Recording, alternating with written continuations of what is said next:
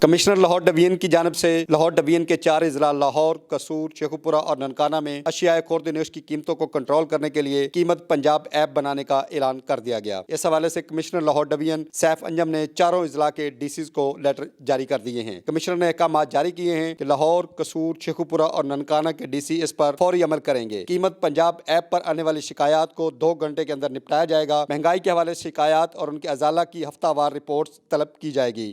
قیمت پنجاب ایپ پر شکایات اور ازالوں کی بنیاد پر ضلعوں کی درجہ بندی ہوگی۔ قیمت پنجاب ایپ کے ذریعے 4 ضلعوں کے صارفین کو روزانہ کی سرکاری قیمتوں کے بارے میں آگاہی دی جائے گی۔ اس حوالے سے کمشنر لاہور ڈویژن سیف انجم نے کہا ہے کہ قیمت پنجاب ایپ کے اجرا سے مصنوعی مہنگائی اور ناجائز منافع خوری سے صارفین کو تحفظ ملے گا۔ کمشنر لاہور ڈویژن سیف انجم نے ڈی سی اوز کو واضح کیا کہ ان کی کارکردگی اور اضلاع کی درجہ بندی شکایات کے ازالہ پر ہوگی۔